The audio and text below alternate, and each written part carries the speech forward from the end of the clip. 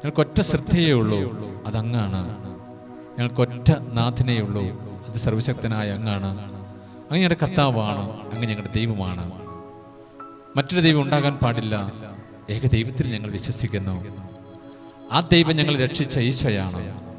ഈശോയുടെ പീഡാസഹനങ്ങളിലൂടെ മരണോത്ഥാനത്തിൻ്റെ രഹസ്യങ്ങളിലൂടെ കടന്നു പോകുമ്പോൾ ഈ വലിയ നോമ്പുകാലം എല്ലാ മക്കൾക്കും അനുഗ്രഹമായി തീരട്ടെ, കൃപയായി തീരട്ടെ. ഗാഗുൽത്തായിൽ ചിന്തിയ രക്തത്താലെന്നെ കഴുകണമേ, ഗാഗുൽത്തായിൽ ചിന്തിയ രക്തത്താലെന്നെ കഴുകണമേ. യേശുവേ എന്നെ കഴുകണമേ, പൂർണ്ണമായി എന്നെ കഴുകണമേ. യേശുവേ എന്നെ കഴുകണമേ, തിരുരക്തത്താലെ കഴുകണമേ. ഈശോയെ, ഈ ആരാധനയെ സംബന്ധിക്കുന്ന മക്കളിലേക്ക് കൃപ വർഷിക്കണമേ, അനുഗ്രഹം വർഷിക്കണമേ. തിരുത്തത്താൽ കഴുകി വിശദീകരിക്കണമേ. തിരുത്തത്തിൻ്റെ ഫലമാണല്ലോ ഞങ്ങൾ. അഭിഷേകം ചെയ്യണമേ, അനുഗ്രഹിക്കണമേ, കൃപ തൂകണമേ, സന്തോഷം നൽകണമേ, സമാധാനത്തിൽ നിറയ്ക്കണമേ. ആശീർവദിച്ചാലും നാഥ, അനുഗ്രഹിച്ചാലും. നമുക്കെല്ലാവർക്കും സന്തോഷത്തോടും ഭക്തിയോടും കൂടെ നിന്ന് കർത്താവേ, ഞങ്ങളുടെ പ്രാർത്ഥന കേൾക്കണമേ എന്ന് അപേക്ഷിക്കാം. കർത്താവേ, ഞങ്ങളുടെ പ്രാർത്ഥന കേൾക്കണമേ. ഞങ്ങളുടെ മാതാവായ തിരുസഭയെ സംരക്ഷിക്കണമെന്നും വിവിധ രാജ്യങ്ങളിൽ മർദ്ദനമനുഭവിക്കുന്ന സഹോദരരെ ആശ്വസിപ്പിക്കണമെന്നും ഞങ്ങൾ പ്രാർത്ഥിക്കുന്നു. കർത്താവേ, ഞങ്ങളുടെ പ്രാർത്ഥന കേൾക്കണമേ. തിരുസഭയുടെ ദിവനായ ഫ്രാൻസിസ് പാപ്പായ്ക്ക് വേണ്ടിയും സഭയുടെ തലവനും പിതാവുമായ മേജർ ആർച്ച് ബിഷപ്പ്മാർ ജോർജ് മെത്രാപ്പൊലീത്തായ്ക്ക് വേണ്ടിയും അതിരൂപതാധ്യക്ഷനായ യോസേഫ് മെത്രാപ്പൊലീത്തായ്ക്ക് വേണ്ടിയും അവിടെ സഹപ്രവർത്തകർക്ക് വേണ്ടിയും ഞങ്ങൾ പ്രാർത്ഥിക്കുന്നു.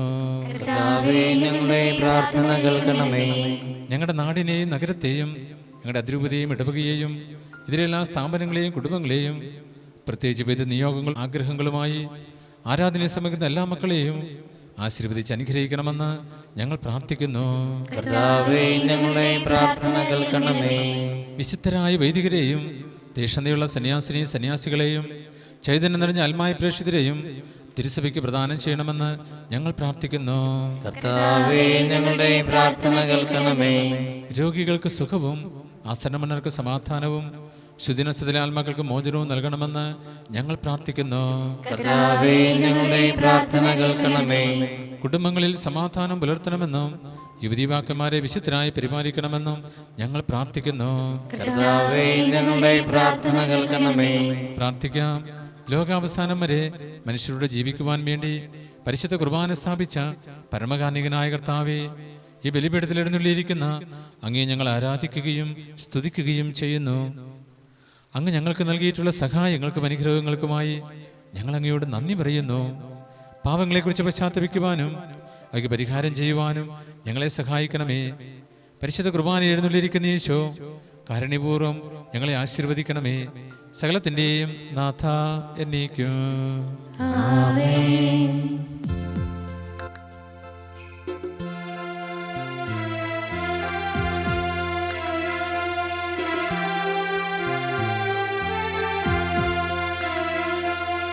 സ്വർഗ്ഗത്തിൽ നിന്നാഗതമാ ജീവൻ നൽകുമൊരപ്പം നീ, മർത്യനു മുക്തി പകർന്നരുളും നിത്യമഹോന്നതമപ്പം നീ, നിത്യമഹോന്നതമപ്പം നീ. മാനവരെ മോനമോടെ നാഥനെ വാഴ്ത്തി പാടിടുവിൻ, ദൈവത്തിൻ പരിപാവനമാ സന്നിധി ചേർന്നു വണങ്ങിടുവിൻ, സന്നിധി ചേർന്നു വണങ്ങിടുവിൻ. സ്വർഗത്തിൽ നിന്നാഗതമാ ജീവൻ നൽകുമൊരപ്പം നീ, മർത്യനു മുക്തി പകർന്നരുളും നിത്യമഹോന്നതമപ്പം നീ. നിത്യമഹോന്നതമഹത്വം നീ.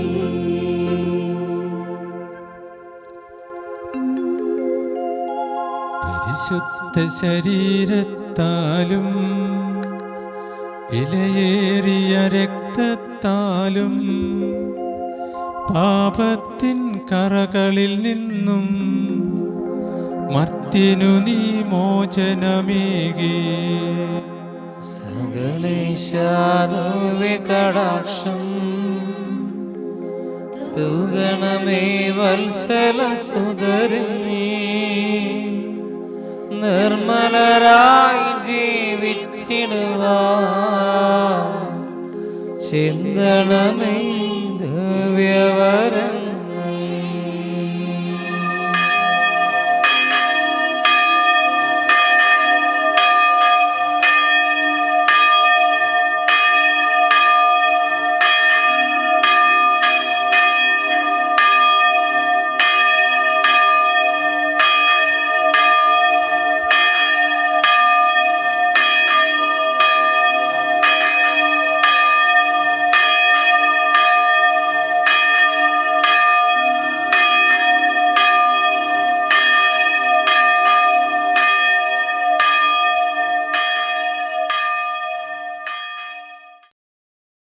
സ്വർഗീയ പാതയമായ നഗരാനിൽ തിരുവോസ്തിയായി വന്നു നീ. സ്വർഗീയ പാതയമായ നഗരാനിൽ തിരുവോസ്തിയായി വന്നു നീ. നിരന്തരമെൻ്റെ ഹൃദയത്തിൽ